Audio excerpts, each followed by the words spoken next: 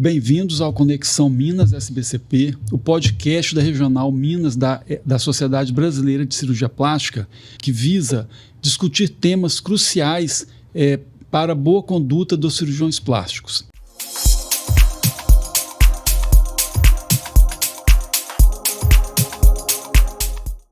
E hoje estamos aqui com o Dr. Renato Assis, advogado especialista em Direito Médico, advogado também da ANADEM, com o Dr. Alfredo Donabella, atual secretário da Sociedade Brasileira de Cirurgia Plástica e ex-presidente da Regional Minas, Dr. Wagner Rocha, também ex-presidente da Regional Minas e atual membro do Departamento Científico da Sociedade Brasileira, e eu, Kennedy Rossi, o atual presidente da SBCP Regional Minas. E hoje nós vamos aqui discutir um tema crucial, que é a relação médico-paciente, assunto muito importante para um bom êxito do tratamento cirúrgico, um bom resultado, porque tanto é importante a cirurgia em si, como os cuidados, as informações, o tratamento das expectativas, dos riscos que devem ser passados para os pacientes. E eu vou começar então com o Dr. Alfredo Donabella, em relação a essa interação médico-paciente, doutor Alfredo. Como estabelecer um relacionamento de confiança? Bem, Kennedy, primeira coisa, você tem que ser você mesmo, né? Você tem que mostrar a sua sinceridade, mostrar quem você é, acolher aquele paciente que chega para você, né? Para você ter ali um meio de comunicação que fluia normalmente, facilmente, né? É importante você passar para o paciente, né, a segurança do trabalho que você faz no seu dia a dia, mostrar a sua expertise, né? Onde que você formou, como que foi a sua formação ali toda, isso é muito importante, e mostrar que você tem domínio da cirurgia plástica. O paciente chega para a gente, Kennedy, ele chega às vezes com medo, às vezes ele chega ansioso, e a gente tem que ter aquele jogo de cintura de saber perceber isso, acalmar o paciente, trazer ele para uma posição mais confortável para que ele possa ouvir e entender o que você está falando. Porque, veja bem, uma boa parte do que é conversado dentro do consultório, o paciente não ouve.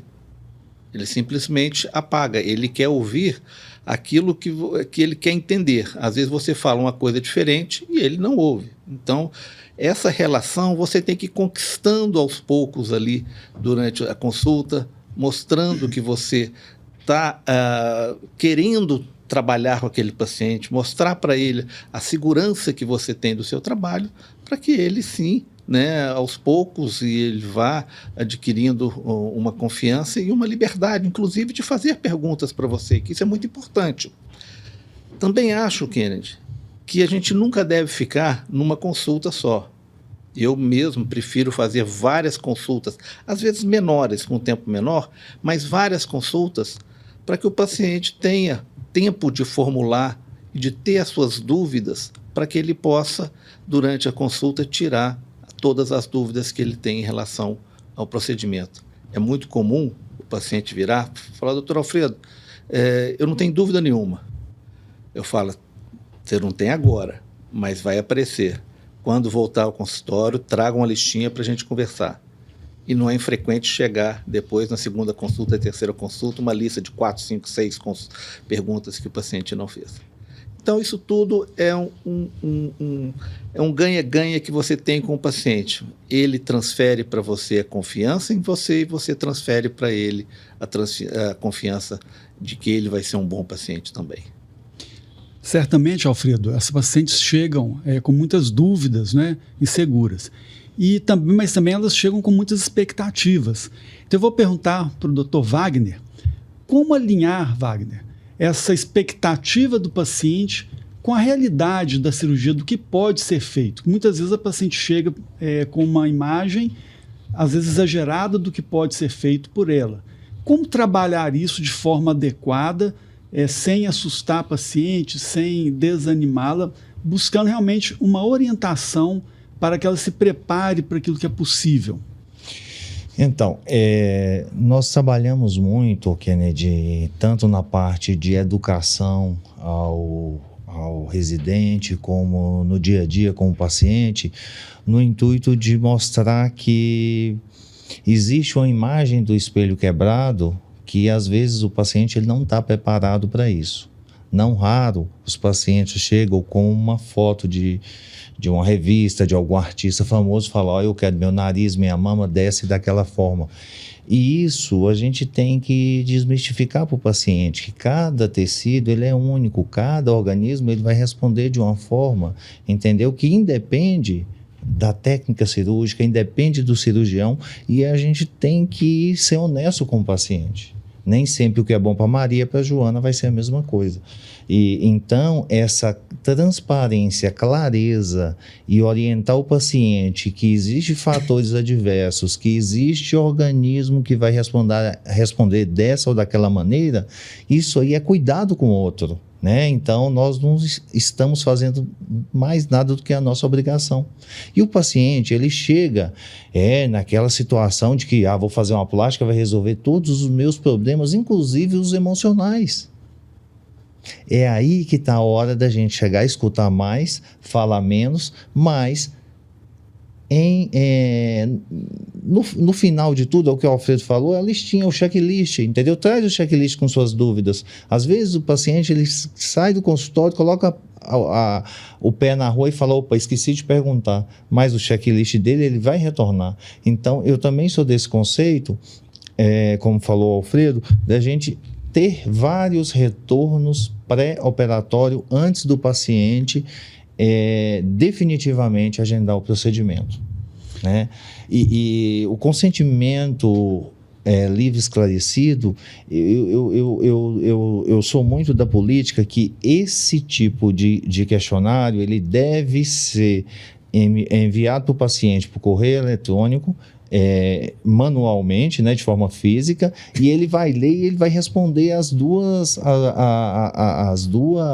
modalidades, porque às vezes ele chega no dia da cirurgia e quer assinar, vai datar naquele dia e ele pode ser coagido pela emoção, pelo estresse, né? Então, as expectativas do paciente têm que ser trabalhadas por nós que temos expertise nessa matéria. Né? Então, assim, a promessa é uma coisa subjetiva, mas ao mesmo tempo séria. Né? Então, nós não podemos prometer aquilo que nós não podemos garantir. Ou temos dúvida, ou sabemos que o organismo pode responder de várias maneiras. Ok. E eu acho também importante nós discutirmos aqui o preparo desta paciente para a cirurgia, que começa nessa consulta de tratamento de expectativas, tirar as dúvidas, igual o Alfredo falou, igual você falou das expectativas, mas também é muito importante a parte clínica. Esses pacientes devem ser submetidos a exames laboratoriais adequados para cada cirurgia, né? Devem consultar com especialistas quando necessário, pneumologistas, endocrinologistas, cardiologistas. É obrigatório hoje a consulta com o anestesiologista, né? Discutir com o paciente as expectativas, né? Sim. Abrir para as dúvidas, mas nós devemos também assim, traçar um plano cirúrgico individualizado e para essa paciente a gente explicar especificamente no caso dela o que ela pode esperar da cirurgia, o que ela não vamos conseguir com essa cirurgia, né? Nós devemos ser bem sinceros. E dentro de todo esse preparo que se gasta-se um tempo no consultório, isso é importante frisar, não dá para fazer isso em 15 minutos. Né? Então, nós também temos que passar os termos de consentimento, toda uma papelada, explicar esses riscos de uma forma comparativa. Eu, por exemplo, eu gosto muito de dar as estatísticas. Né? Qual que é o risco de morrer numa cirurgia e num parto? Sim. E numa cirurgia bariátrica, que é uma cirurgia um pouco mais complexa, não é? Tantas outras atividades têm riscos também, fazer uma viagem, tudo isso é discutido para a pessoa entender que isso faz parte da dinâmica normal de qualquer ato que você vai realizar. E uma situação importante é que tudo isso deve ser presenciado por algum familiar, alguém conhecido, porque de repente o paciente ele escuta, mas não guarda para ele a informação. Então, eu sempre peço que nos momentos decisivos de fechar um tratamento e tudo, o paciente está diante de alguém da família que escuta, que vai saber que um procedimento, mesmo sendo estético, ele tem uma conotação como qualquer outra cirurgia, seja ortopédica, seja neurológica, cardíaca. Então, todos esses cuidados, eles têm que ser abordados e colocados em xeque também que existem os riscos, né? Então, assim, não é ir no salão de beleza e chegar e cortar um cabelo e fazer uma maquiagem. Existe os riscos inerentes a cada procedimento. E daí, como você falou, a gente tem que preparar esse paciente. Se é um paciente hipertenso, se ele está controlado, ele não tem contraindicação, até que se prove o contrário, de fazer uma cirurgia da mama. Se ele é diabético e está controlado, é a mesma coisa. Agora, você não pode pegar um paciente de surpresa e saber que ele tem uma patologia na mesa de cirurgia. Importante que a gente lembrar que a cirurgia plástica é um ramo da medicina como qualquer outra. As intercorrências que acontecem na cirurgia plástica podem acontecer em qualquer cirurgia, qualquer outra especialidade, nós podemos ter os mesmos problemas. Então, isso eu costumo falar para os meus pacientes. Medicina, ela é dividida em vários ramos, e a cirurgia plástica é um desses ramos, né? O importante é a segurança. Você fazer uma boa avaliação inicial, né, Wagner? Sim. É você fazer esse preparo do paciente. Eu costumo falar que é igual atravessar uma rua. A gente tem medo de atravessar uma rua correndo, a gente tem medo de levar um paciente para a cirurgia sem estar preparado. Fazer os exames corretos, escolher um hospital adequado, uma clínica, uma instituição de saúde adequada, que tenha um suporte para aquele tipo de cirurgia que o paciente vai fazer, né? Fazer uma avaliação, como o Wagner falou, com o anestesista, com o cardiologista. Tudo isso é olhar para os dois lados. Mas a segurança, ela nunca pode ficar para trás. Se você tiver num procedimento, sentir que aquele procedimento não está correndo do modo adequado, é preferível suspender do que ter um problema depois. É preferível você fazer uma situação que vá dar segurança ao paciente do que você correr um risco desnecessário, né? Então, é uma coisa que a gente tem que estar sempre lembrando disso. Medicina, cirurgia plástica é um ramo da medicina com que pode acontecer problemas como acontece em qualquer outro ramo. A gente não deve, Kennedy, nunca, ao meu ver, isso está muito claro para mim hoje, a gente fazer fazer uma mamoplastia para aquele paciente. Não, nós vamos tratar a mama daquele paciente. Eventualmente, você precisa de mais do que um procedimento. Você faz a mamoplastia inicial, mas às vezes você precisa corrigir uma cicatriz que não ficou adequada, a mama cedeu um pouco, às vezes você teve uma complicação, uma intercorrência que teve uma extrusão de fios, ficou uma cicatriz deprimida que você precisa corrigir. É igual a medicina, igual qualquer área da medicina. Isso que a gente tem que ter em mente sempre. E importante também é lembrar que, às vezes, esses resultados adversos, o procedimento que tem necessidade de você fazer uma revisão, uma reintervenção, ele não mede a capacidade do cirurgião, não é um erro, alguma coisa que ocorreu, muito pelo contrário, é o pós-operatório, o acompanhamento que vai direcionar aí o que fazer, quando fazer e se tem que fazer. Entendeu? Porque em alguns momentos o paciente ficou com a cicatriz patológica porque ele já tinha predisposição e o cirurgião teve necessidade de reintervir. Então essas revisões, ela faz parte do processo. E quando você aborda isso? É justamente antes de operar o paciente, para ele ter ciência que ele foi informado e ele tem conhecimento que aquilo ali é passível de acontecer. Sim. Como o Alfredo falou, existe a segurança no preparo e no pré-operatório, que o cirurgião geralmente ele estando ali no campo, algum imprevisto, ele tem a competência para poder tomar as decisões, até mudar um plano terapêutico, isso é importante a pessoa entender. Sim. Você tem uma intercorrência anestésica, você tem que reduzir o procedimento cirúrgico, até mudar ou cancelar o que você pretendia fazer, né? Mas também nós temos as intercorrências que acontecem tardiamente, às vezes o paciente já está até em casa. E nessa situação do pós-operatório, a gente gostaria de discutir com você, Wagner, a disponibilidade do cirurgião em atender essa paciente também no pós-operatório.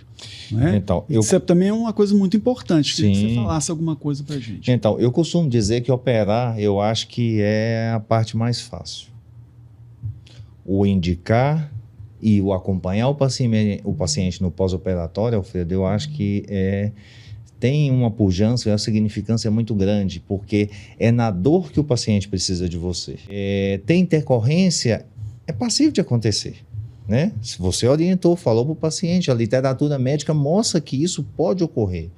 Mas quando o paciente é assistido, ele está ali do lado, igual uma mãe ou um pai que cuida de um filho, entendeu? As cicatrizes são menores, a dor ela se torna mais acalentada. E é isso que a gente quer, entendeu? Para as nossas formações, para os nossos colegas, os nossos parceiros, entendeu? Que faça do limão uma limonada. Às vezes a gente tem problemas sérios e a gente consegue contornar. Por quê? Porque o paciente confia em você, você deu assistência devida, você foi atrás e fez o seu melhor. Então, é nessa situação que nós chamamos de responsabilidade médica. A cirurgia plástica não é diferente de qualquer outra especialidade. O profissional ele precisa ter responsabilidade e cuidar do paciente como nós remetemos aqui agora. É ter o paciente ao seu lado. E isso minimiza muitos impactos em relação a qualquer tipo de evento adverso. Eu acredito, Wagner, que essa responsabilidade do médico, o médico moderno, né, o médico do século XXI, ela é ainda maior nessa era da informação que nós temos por conta do tamanho da desinformação. Ver médicos falando que a cirurgia plástica é uma especialidade igual qualquer outra da medicina é chocante, mas o óbvio tem que ser falado hoje em dia, porque as pessoas acreditam que fazer cirurgia plástica é uma ida no salão de beleza. E esse é o conceito social, é o que a imprensa vende, é o que a internet vende, o Instagram. E hoje o papel do médico é de falar o óbvio ao paciente, falar, olha, tem risco, seu risco é esse, você pode alcançar o resultado que você quer, você pode não alcançar. E lidando com as crises, tratando de crises, de processos, o que eu vejo é que a cicatriz mais difícil de se remediar e que muitas vezes é irremediável é a falta de informação. Eu vejo que muitas vezes os médicos falam, olha, mas eu não faltei com a informação, não falhei com a informação.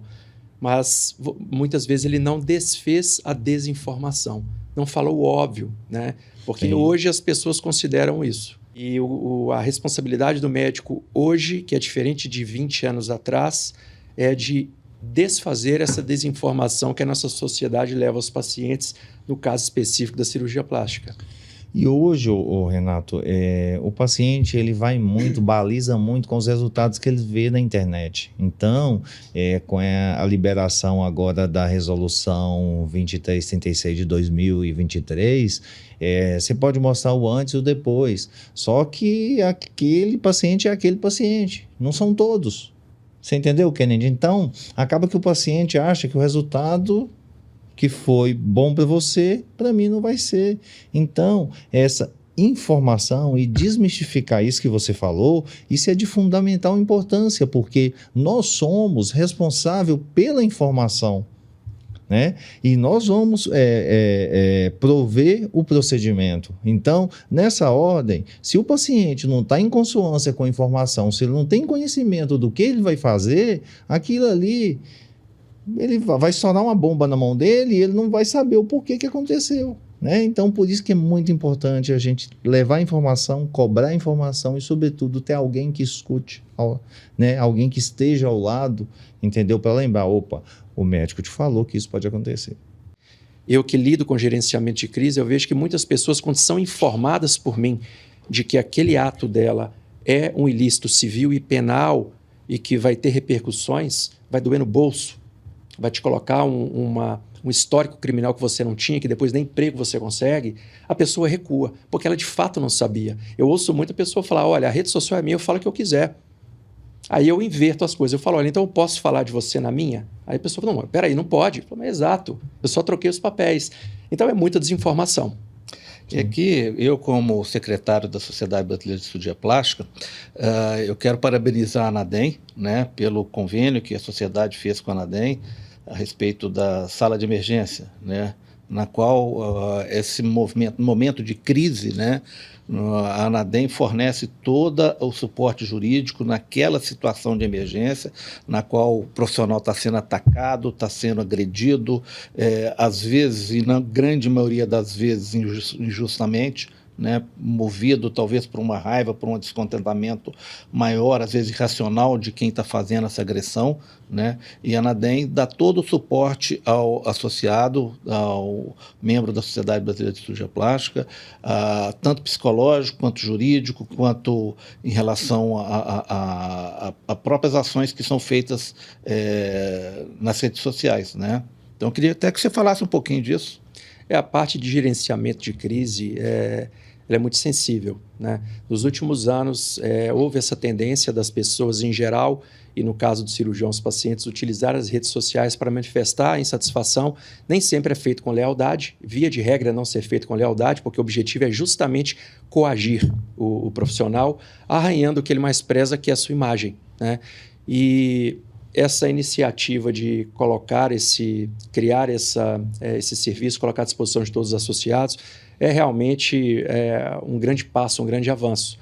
E dá bastante trabalho, e nós notamos do lado de cá, prestando serviço, a fragilidade que as pessoas, os profissionais, se encontram diante de uma crise dessa, porque é algo inesperado, né? Sim, sim. Eu vejo pessoas, o que eu tenho ouvido muito no escritório nos últimos anos, é uma coisa triste, as pessoas falarem, olha, eu estou quase desistindo da cirurgia plástica e da medicina, porque virou uma coisa impraticável, né? Verdade. Você ser constantemente ameaçado, né, e ser achacado nas redes sociais. Então, é muito trabalhoso, mas é muito gratificante fazer esse trabalho e conseguir reequilibrar essa situação, trazer de volta o profissional para a vida normal dele, porque eu lidei com situações nos últimos anos da pessoa estar à base de remédio e totalmente afastada. Há médicos, né, que se encontram nessa situação, às vezes, que não têm, de fato, condições de operar. Estão abalados psicologicamente, seria uma irresponsabilidade, né, operar um paciente. Então, eles acabam até se afastando das atividades. É algo muito comum também no caso dos obstetras, né, quando algo ocorre, né, a frustração do paciente da obstetrícia é a maior possível, né, quando algo der errado. Pacientes. Então, assim, são situações horríveis, né, e é um trabalho que é muito importante do lado do médico, e é muito gratificante do nosso lado também auxiliar nesse momento de urgência e de dificuldade. Renato, interessante. Só aproveitar que você está falando da ANADEM, só um minutinho.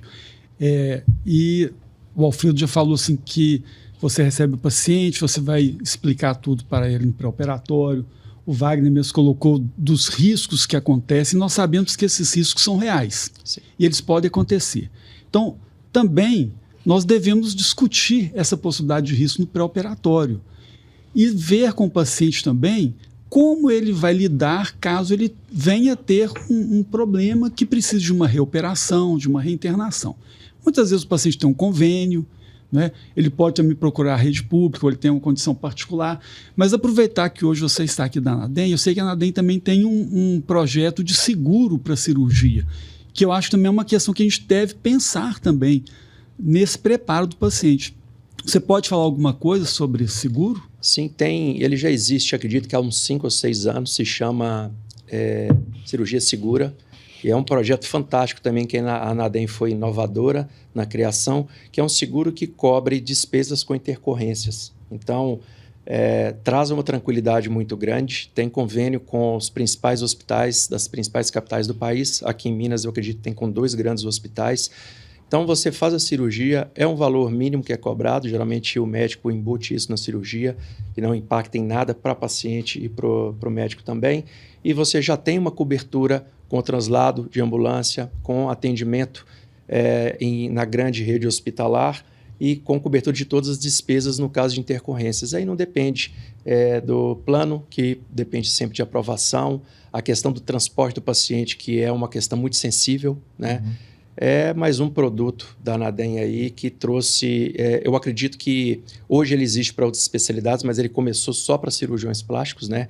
Foi o grande balão de ensaio para a criação desse produto, para análise do risco, apresentação do risco para a companhia de seguro e aceitação do risco. Quem faz esse seguro para a Anadem é uma das maiores companhias de responsabilidade civil do mundo.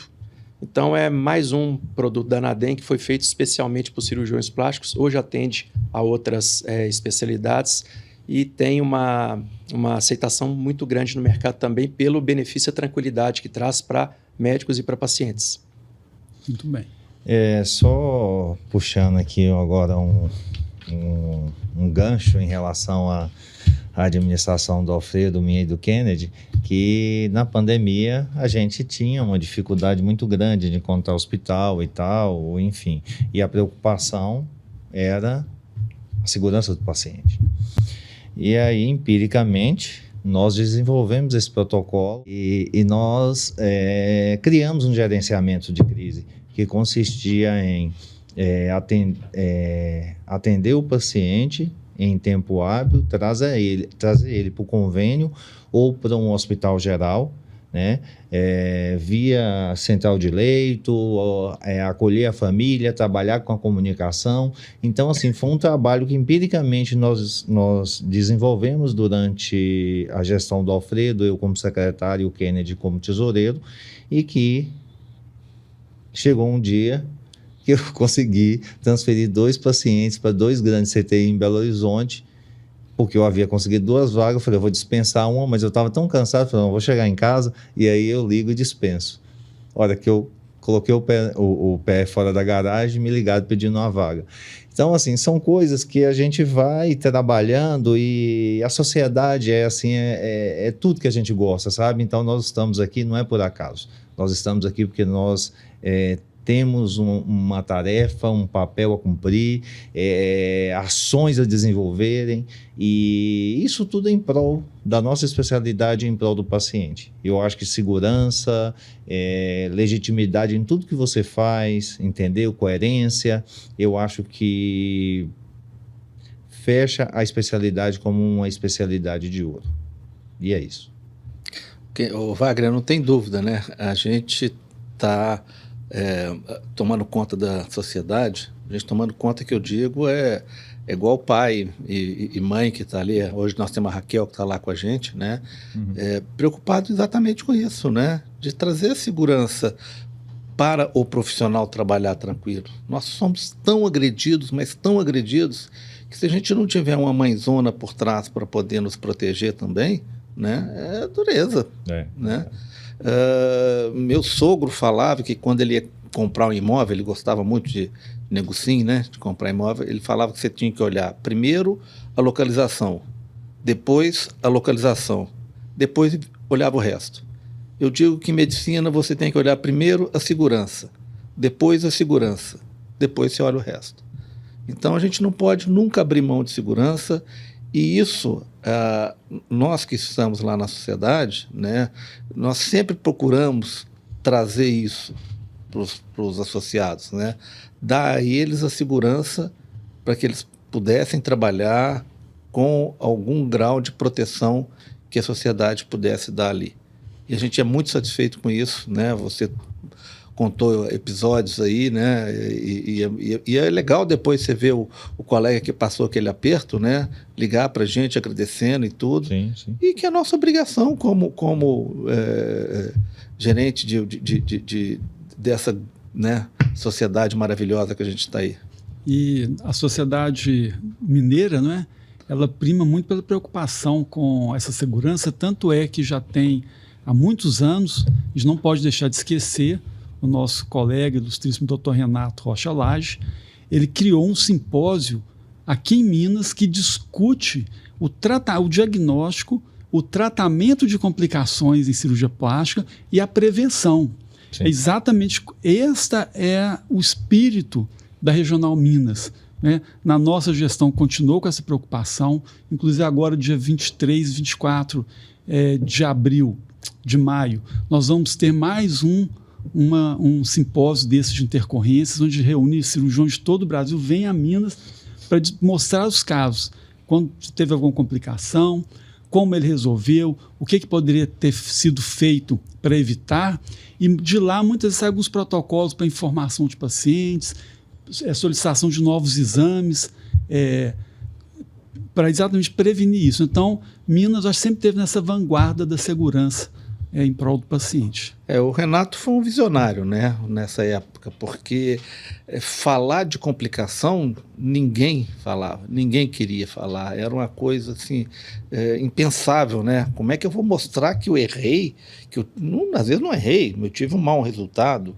O mau resultado foi minha culpa ou foi culpa de um acaso, ou foi culpa do paciente, ou foi alguma coisa que ficou imprevisível tudo ali? O Renato, ele realmente pensou ali à frente do tempo. Tanto é que hoje, né, quantos anos tem isso, né? Quantas edições nós já temos hoje do simpósio de intercorrência? Hoje nós temos algumas regionais no Brasil, buscando uma ideia semelhante, discutir abertamente, né, as intercorrências que acontecem nos nossos pacientes, que vão acontecer. É igual o jogador que perde o pênalti, né?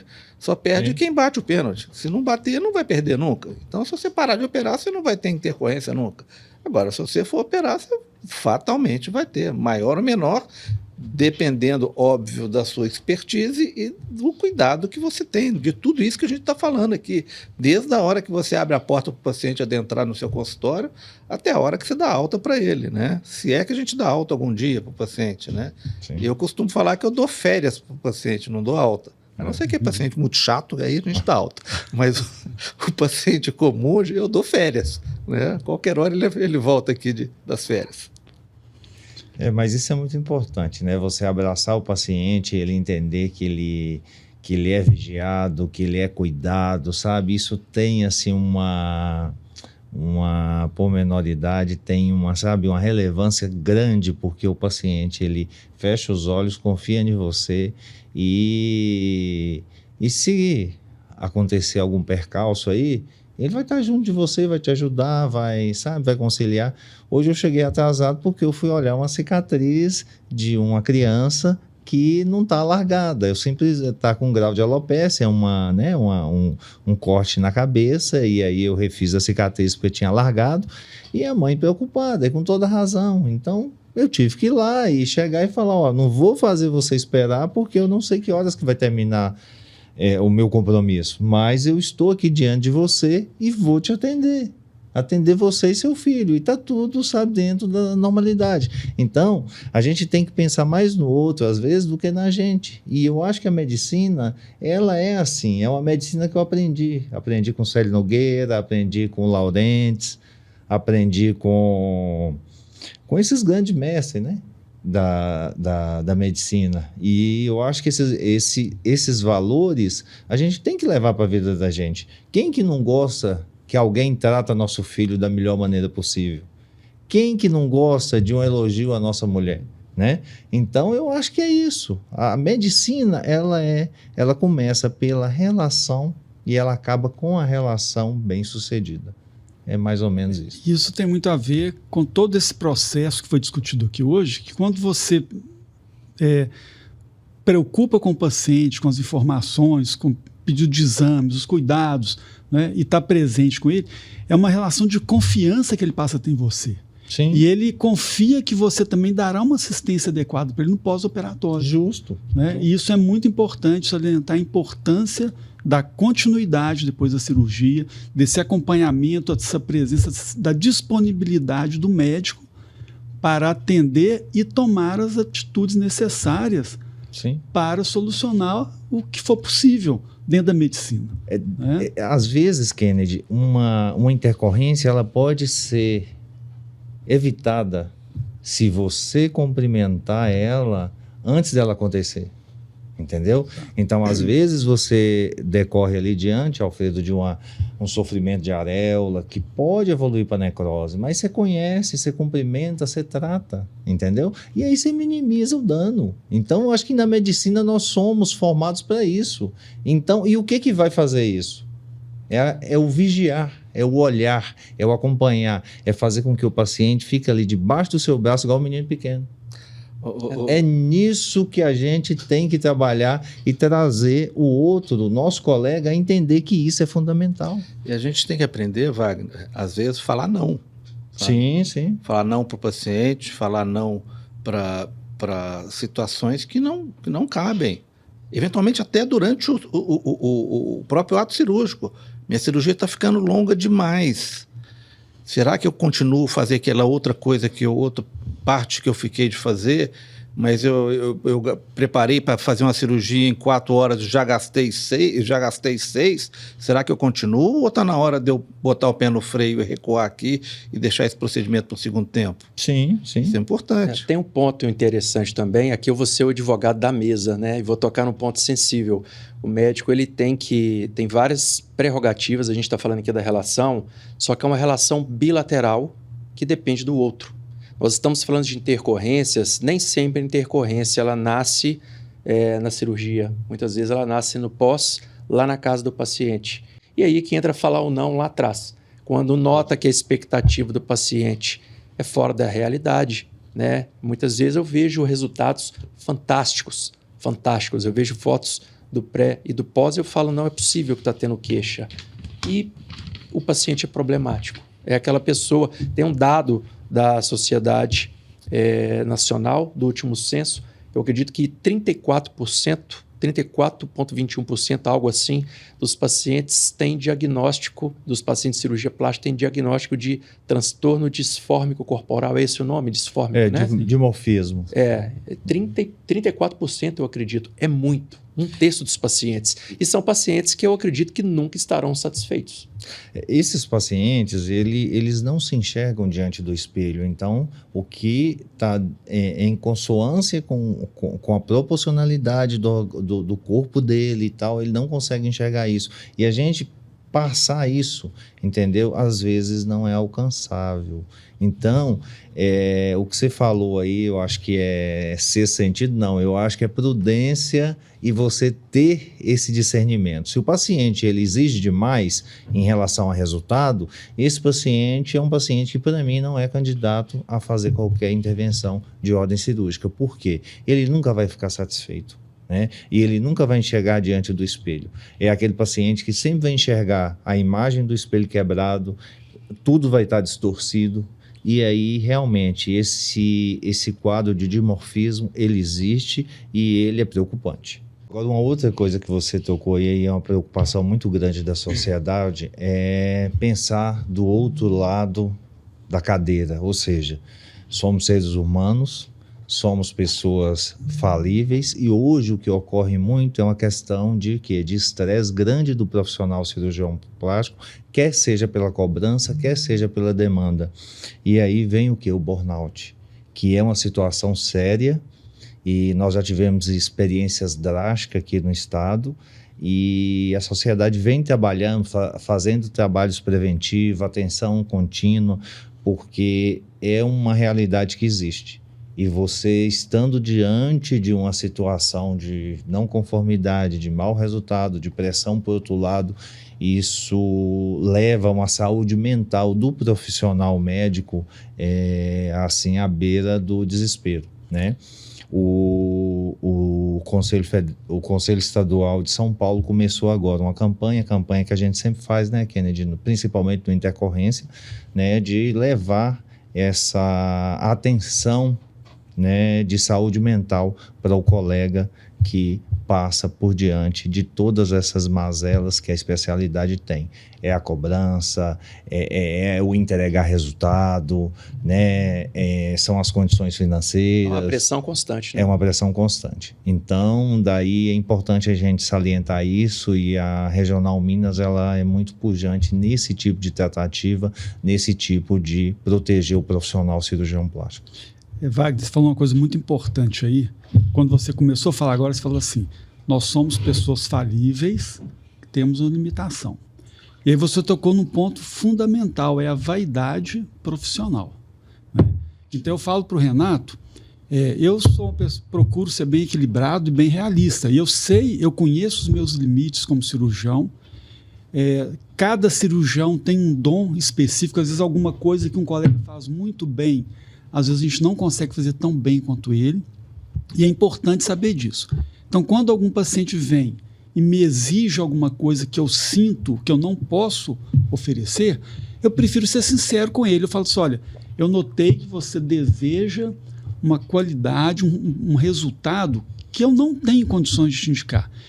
E eu procuro até assim, se eu conhecer algum colega que eu saiba que ele tem uma expertise maior naquilo, eu falo, procura este colega que ele mexe mais com isso. Eu sei que ele consegue resultados, às vezes, pela especialização que a pessoa vai tendo. Então, muitas vezes também, a gente sendo sincero, o paciente até agradece, porque ele tá procurando alguém na expectativa que ele busca. Nem sempre você vai ser aquela pessoa. E eu não vejo problema nenhum nisso. Nós somos tão competentes em tantas coisas, a gente faz tanta cirurgia boa, né? Acho que conhecer o nosso limite também faz parte... Não é demérito. Não é demérito nenhum. Isso faz parte das boas práticas na cirurgia plástica também. O Kennedy, voltando um pouquinho no burnout aqui, eu acho que é um tema que é essencial ser falado, ser tocado nele. Eu queria parabenizar o nosso colega Joel Araújo, né, que é um cara que estuda muito o burnout, um cara que ajudou a gente lá na regional, né? Sim. Trouxe aulas, fez uma aula para o curso dos residentes a nível nacional, fez aula para a gente nos nossos simpósios. Então, o Joel ele mostrou para a gente um lado que a gente não conhece do burnout. A gente acha que é só uma estafa, e é muito mais do que isso, né? É só um cansaço físico, e não é só isso. Ele é muito mais, é um tema que preocupa muito, porque o desfecho pode ser catastrófico mesmo, como nós tivemos alguns problemas aqui em Minas. Sim. Né? E nós precisamos, sim, a sociedade precisa atacar mais isso. Nós precisamos discutir mais, abrir mais esse tema. Infelizmente, às vezes, as discussões aparecem quando o problema ocorreu, né? Chega numa situação mais do que crítica, né? Uhum. Mas é uma coisa que a gente precisa sempre, né, tá atento a isso. Tanto nós como profissionais, como pessoa, como o cirurgião, nós como dirigentes e nós como cirurgiões. Eu posso te dizer que eu mesmo, eu tive um quadro, uma hora que eu quase infartei. Eu tive uma angina por excesso de trabalho. Eu estava praticamente num burnout ali, sem perceber. E o importante é isso, às vezes você não percebe que você está exagerando, né, sofrendo com trabalho demais, se cobrando com uma pressão enorme em cima disso tudo. Então, é importante o cirurgião plástico cuidar da sua saúde, não só a saúde física, tá, como a saúde mental. Eu tenho certeza que no meu quadro, que eu quase infartei, foi a associação de uma saúde mental que estava super estressada, com muito sacrifício de trabalho e tudo, com o descuido da saúde física. Juntar as duas coisas. Então, é importante que o cirurgião plástico se cuide, né? Lembrar que ele tem uma família, muitos de nós temos nossos filhos, nossas esposas, mães, e nós temos satisfação a dar elas, né, para o resto da vida. Foi elas que nos trouxeram ao mundo, né? Sim. Então, a gente tem que responder elas o resto da vida, e nós temos que estar lá, inclusive, para cuidar delas, lá no final da vida delas. Então, uma coisa que eu chamo a atenção, de novo, saúde mental, saúde física, elas têm que ser cuidadas. E o Joel, ele pode ajudar a gente. O Joel é muito prestativo. Sim, e nesse ponto é um cara que super gosta do assunto, porque ele entendeu a fundo o que é a coisa. E outra coisa, para você cuidar do outro, você precisa estar bem, né? Então, é uma condição sine qua non. Né? Então, você tem que estar bem emocionalmente, bem no que diz aí a saúde mental, porque senão você não consegue devolver ao outro aquilo que ele precisa. E o médico moderno também, ele é mais do que o médico, o pai, o marido. Hoje o médico é um empresário, né? Não dá para negar isso. Então, o médico, ele cuida do paciente, ele cuida da família, né? Mas ele cuida de uma equipe ele é o maestro de uma equipe, né, do consultório, da clínica, do hospital. Sim. Né? Tem alguns que ainda assumem papéis igual vocês à frente da sociedade. Semana passada a gente estava lá em Patinga, né? Você estava onde? Você estava em Brasília? Você estava em outra viagem, não é isso? Estava em outra viagem. Então, Eu cada estava um em Vitória. em Vitória, né? E cada um num canto. Então, são 1001 funções. Aí você tem que orientar. Eu tenho um cliente dermatologista que trabalhou muitos anos numa clínica de transplante capilar e abriu a clínica própria ano passado.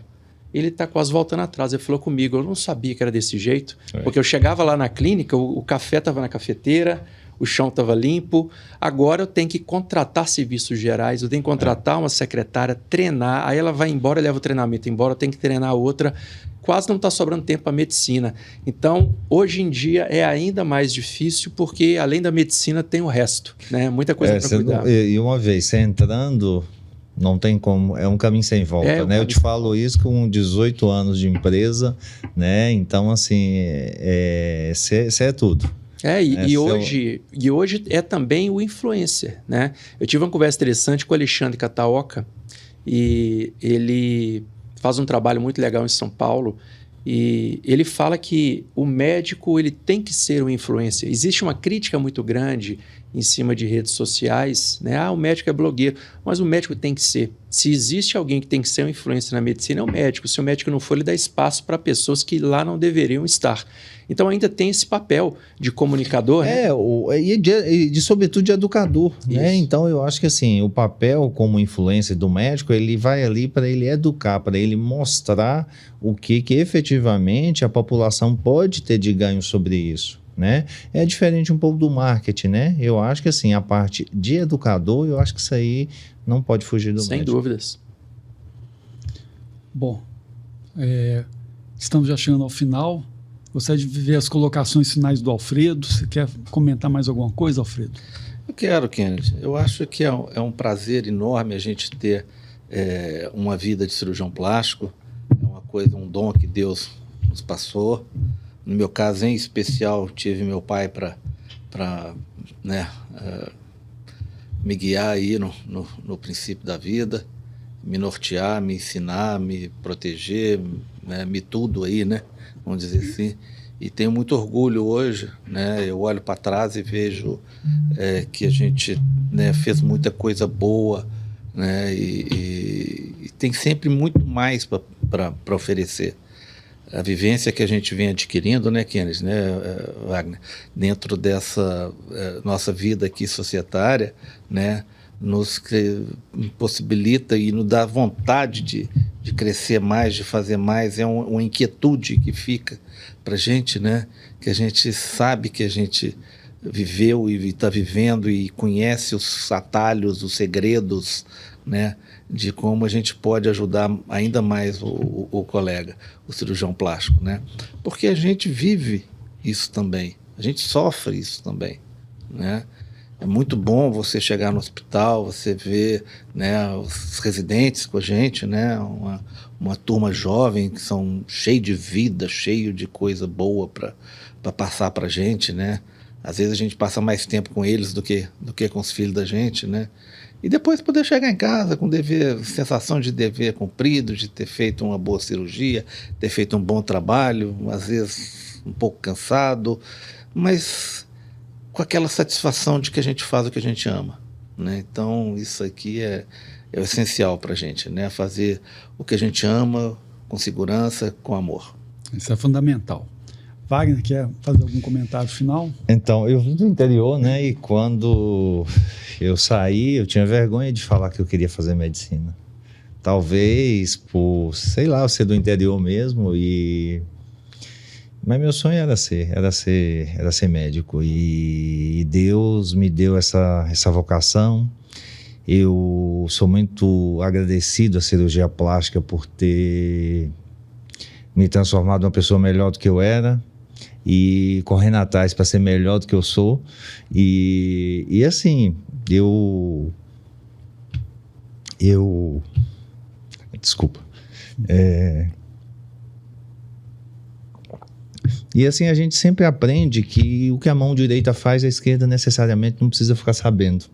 E eu acho que a caridade, ela entrou muito na minha vida, e de devolver ao outro aquilo que eu recebi. E é isso. Eu compreendo, Wagner, que eu sou muito grato, porque eu fiz minha formação na Universidade Federal, né? O governo bancou a minha formação praticamente, e eu acho que eu retornei muito, porque eu trabalho muitos anos na Santa Casa, atendi muitas pessoas pelo SUS, carentes. Eu entendo o que você está falando, é uma satisfação diferente, porque você está fazendo algo muito necessário, de muita importância para o próximo. E a medicina tem que ser vista com esse olhar. Embora nós sejamos empresários, né, sejamos uma especialidade realmente assim, foge um pouco da curva, mexe muito com estética, é uma especialidade muito exigida, mas não podemos esquecer que existe uma pessoa ali que nós estamos tratando, né? E a plástica tem a parte reparadora, que embora a gente não separe, quando você faz uma cirurgia reparadora, você está também fazendo a estética geralmente associado, isso não existe essa separação, mas tem uma conotação diferente no valor social do que você está falando. Sim, sim. Né? Eu gostaria de aproveitar, o Renato está aqui como um médico, um advogado especialista em direito médico, mas representando também a ANADEM, agradecer a ANADEM, Renato, porque ela cedeu o espaço, né? Proporcionou esse momento aqui, o pontapé inicial do podcast. Nós somos a Regional Minas, muito agradecida a você e a ANADEM, e gostaria também de saber se você quer fazer alguma colocação final antes do encerramento. Em nome da ANADEM, eu gostaria de agradecer pelo espaço, né? Porque a ANADEM cedeu só o espaço e vocês fizeram todo o resto, né? Nós temos aqui 3 dos principais nomes da cirurgia plástica de Minas, do Brasil, do mundo, e ter um espaço desse, poder sentar à mesa com vocês e ouvi-los, né? E aprender um pouco, é uma experiência fantástica, né? Para mim, principalmente. Então, eu queria agradecer pela participação. Nós temos um prazer, né? É um privilégio estar aqui com você também, um profissional que tem tanta experiência e tanto nos ajuda aí nos eventos, trazendo informações importantes para os colegas. Gostaria de convidar a todos também para nos acompanhar aí nas redes sociais, né? Nós temos um site da Regional Minas, temos o Instagram, agora também vamos estar agora no YouTube aí, colocando esse vídeo, então convido a todos para nos acompanhar. Agradeço aí todos os temas que foi tão bem colocado, desde a consulta inicial do paciente, o cuidado, os exames pré-operatórios, atendimento pós-cirúrgico, tratamento do emocional, tanto do paciente quanto do cirurgião, e com essas orientações também da parte legal, que tem sempre que ser olhadas também. Nós temos que seguir também essa legalidade. Então, e que seja o primeiro de muitos. Que seja o primeiro de muitos. Né? Realmente, essa é a nossa intenção. E agradeço a todos, agradeço também ao espaço que estamos aqui hoje, a qualidade, e muito obrigado.